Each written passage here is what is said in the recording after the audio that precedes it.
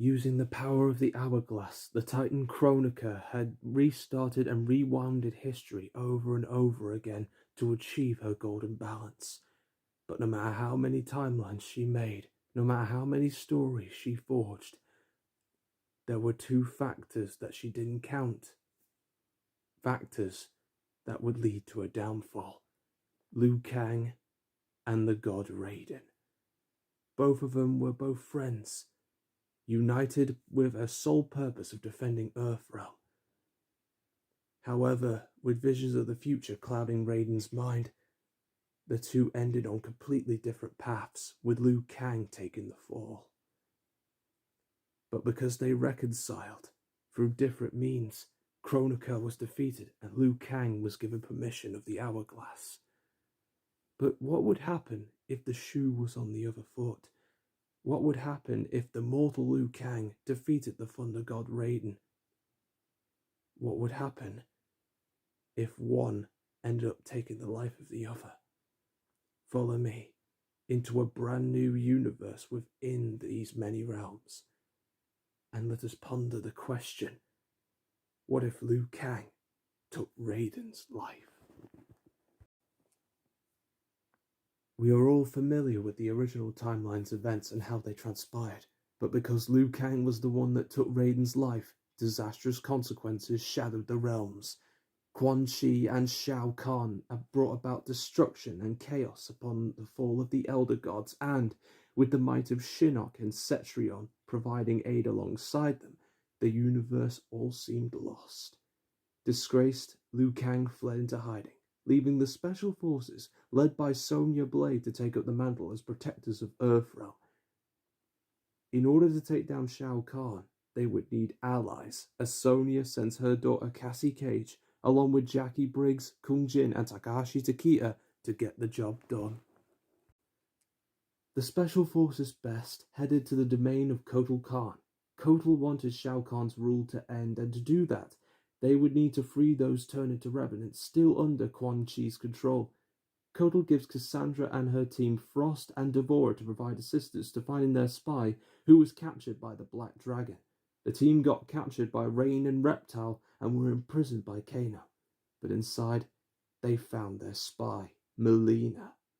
Though she was made to replace Kitana as Outworld's ruler, Shao Kahn saw it as a mistake and was casted aside in favor of himself due to a new ally, an ally named Kronika, the Titan of Time. Our heroes then break out of the Black Dragon's clutches just as Raiden's Revenant was about to cause havoc, and it split the groups in order to stop Shao Kahn and Kronika. Jackie and Takeda headed to the Colosseum, and there they rescued an unlikely ally, Shang Tsung, who, after being rescued from Stryker and Cabal's revenants, tells the two that he has a way to restore those who have been turned into revenants. Takeda and Jackie were shaky, but reluctantly agreed to help. Kun Jin and Frost found a hidden facility where Cyber Lin Kuei were being made, and Scorpion was hot on their tail.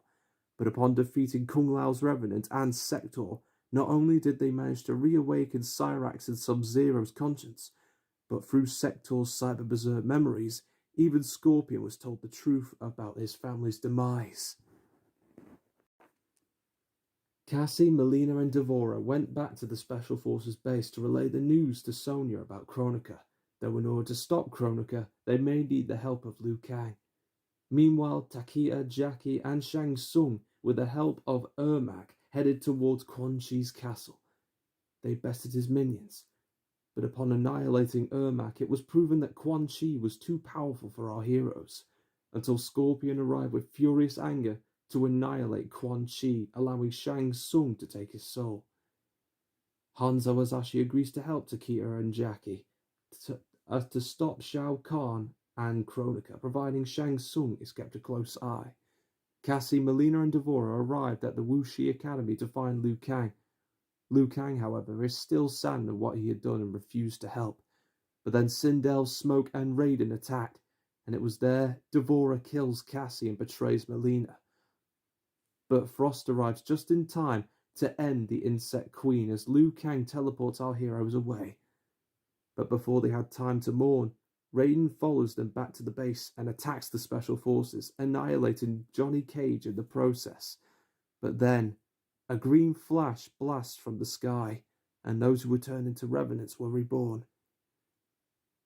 But Raiden's soul was long gone as he faces Liu Kang. Raiden had long but sold his soul to Kronika to establish perfect order. But then, as Liu Kang and Raiden were about to fight, their eyes were open. All the anger, all the hate, it was all a part of Kronika's game. But then Shang Tsung and Sindel attacked Raiden and Liu Kang, brutally injuring them in the process as Kronika appeared before them. Sindel gives Kronika her crown, as it was tasked of her to find it. But Shang Tsung, however, was unlucky, being sent into the void after getting his souls absorbed by Kronika. All seemed lost, but Kronika too had nothing to stop her from witnessing the birth of fire god Liu Kang. Kronika retreats as the drums of war were heard. At last, a massive army with Liu Kang and Kotal Khan in the lead that sailed the Sea of Blood to face against Kronika with their restored allies in order to stop her golden balance and avenge the fallen. Liu Kang left Geras to fall in the Sea of Blood, which was bottomless, and then he, Kung Lao, Scorpion, Kitana and Mileena faced Shinnok and Cetrion, while Kotal and Jade executed both Sindel and Shao Kahn.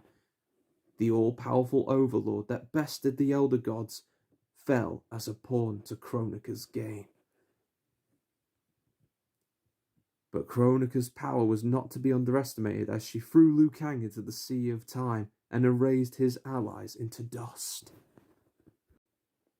However, Liu Kang returned from the Sea of Time aged, but age improves a god's power, and with great inspiration and after defeating Kronika, Liu Kang was now ready for his role as Keeper of Time. Together with Kitana, they were destined to forge history together. But without Kronika's crown, their energy wasn't synchronized with the hourglass.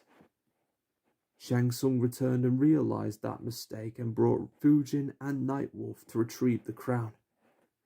But Shang Tsung wanted the power for himself, and after seeing his timeline fall to him, along with Kitana, Liu Kang stopped Shang Tsung and erased it from history, making sure that no other timelines would be twisted by his evil. And, once again, start history anew. And so, a new era began.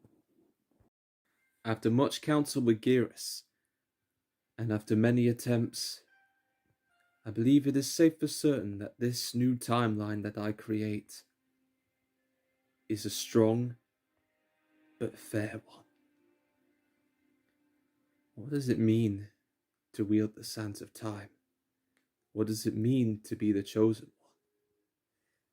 For years, I've been asking these questions over and over.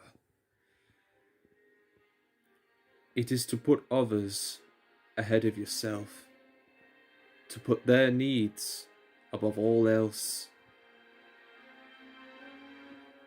Such knowledge drove Kronika mad.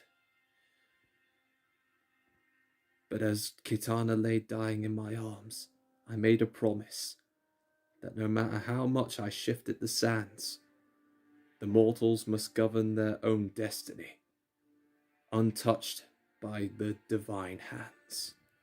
And so, in my new era, although my fighting days are long but over, those who would inherit such a will be carrying the legacy of this and many other timelines before it.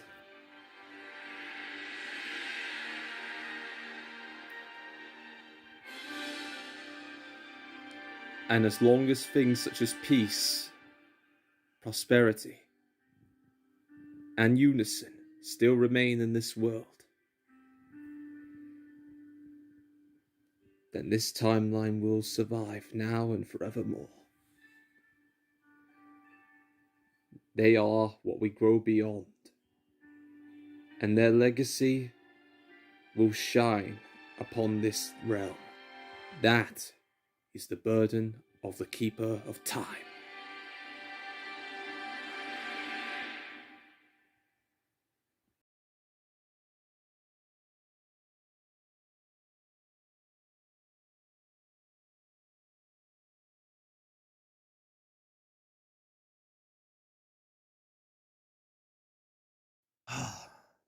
For some reason I can't explain. I should have been dead. Why am I still alive? Why did I regenerate? And when my time was done, I think fate still wants me alive. I think my story is not over yet.